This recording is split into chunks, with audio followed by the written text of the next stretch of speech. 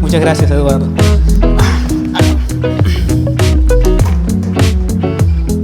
Bueno, ¿qué tal? Buenas noches. Pero un segundo. Creo que tengo una llamada. A ver. ¿Aló? ¿Sí? Sí, estoy ocupado ahora. Ok, luego te digo. Sí, ya te expliqué. ¿Por qué será que nunca me entiendes? Bueno, adiós. ¿Alguna vez se han preguntado por qué nos enfrentamos a las personas? ¿Por qué nos enfrentamos en un conflicto? ¿Por qué nuestra comunicación es tan difícil y complicada?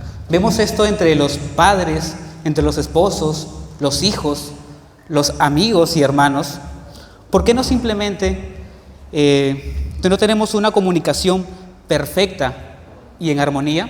Y no solamente eso, sino que en la vida real, en vez de hacernos bien, nos hacemos más daño.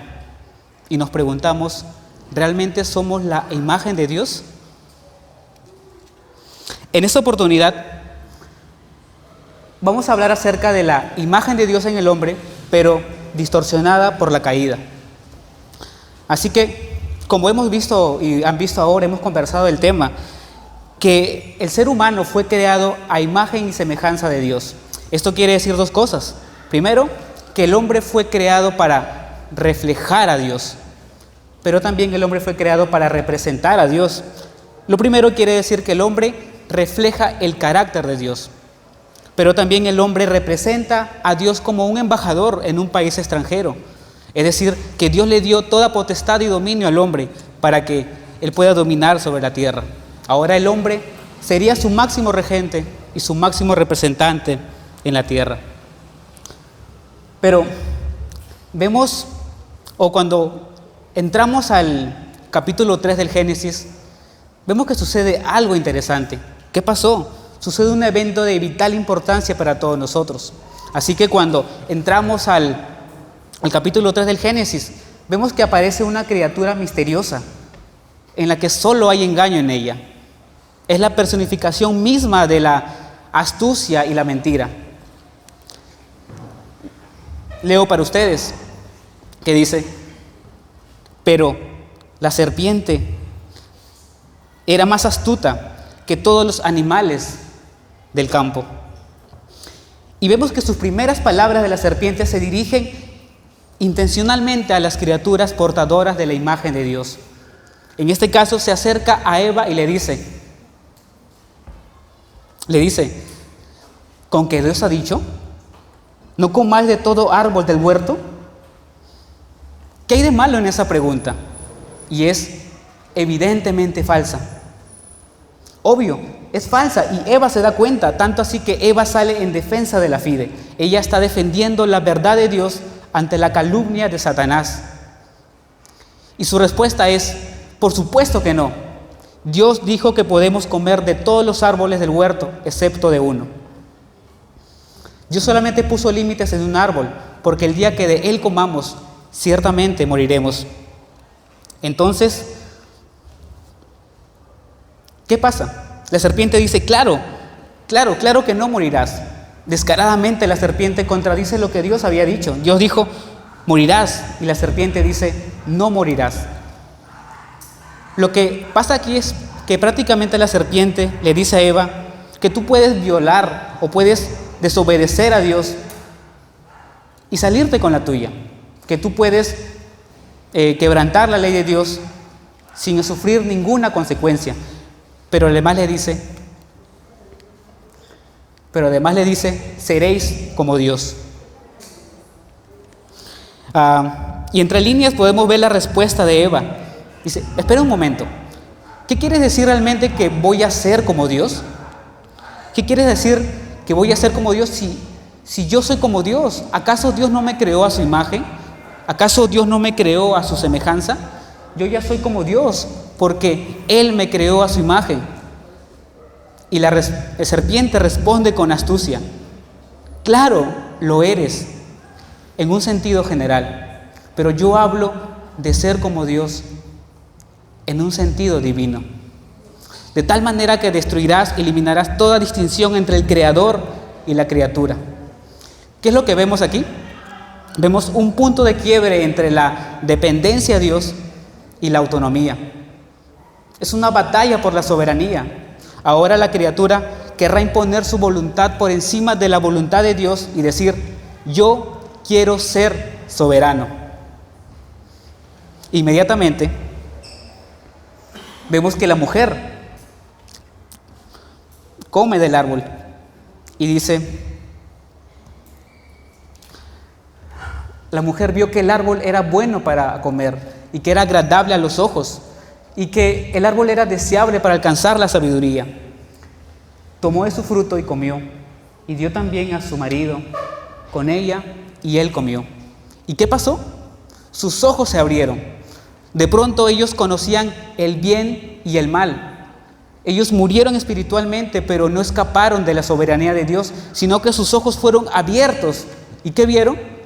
Vieron su vergüenza y huyeron de la presencia de Dios porque tenían miedo, tenían un temor enorme. Ahora ellos eran conscientes de su conciencia, tenían una conciencia culpable. Tal acto trajo terribles consecuencias sobre estas personas creadas. Ahora ellos tenían vergüenza y temor. Y junto con el temor y la vergüenza vino la evasión de responsabilidades. Adán culpa a Eva. Eva culpa a la serpiente. Ni la mujer ni el hombre quieren aceptar ni asumir su responsabilidad por su pecado. Y esta evasión de responsabilidades nos direcciona a cómo serían las relaciones de ahora en adelante. Es decir, que el ser humano o entre los seres humanos habría odio, habría violencia, envidia y toda clase de gama de pecados que hace posible que nos lastimemos los unos a los otros a lo largo de la historia. Eso es algo innegable. Pero además, la última consecuencia de su pecado cae sobre la creación.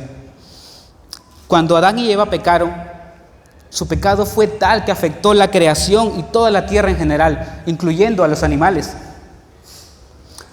Ahora bien, en medio de todo esto, nos preguntamos: ¿realmente el hombre caído posee la imagen de Dios o la perdió por completo? Durante la historia, muchos teólogos han afirmado que el hombre sí la perdió. Otros han afirmado que solamente Adán y Eva la perdieron, pero que ellos aún lo conservan. Otros, aún muy extremos, dicen que el hombre no la perdió en ningún momento, sino que aún la tiene de manera perfecta. Pero lo cierto es que si esta imagen original consiste en un conocimiento verdadero, en una bondad auténtica, si realmente es un sentido real, una conciencia real de la justicia y la santidad, entonces estos hombres sí perdieron la imagen de Dios. Pero no podemos negar que ellos aún tienen una idea de lo bueno y lo malo, aún tienen una idea de la justicia. Ellos aún pueden pensar, aún pueden razonar, aún pueden amar y sentir compasión por otras personas. Entonces, en un sentido amplio, ellos aún poseen la imagen de Dios, porque aún reflejan el carácter de Dios. En palabras simples, el ser humano, después de la caída, no perdió totalmente la imagen de Dios, sino que ésta quedó dañada, distorsionada, espantosamente distorsionada.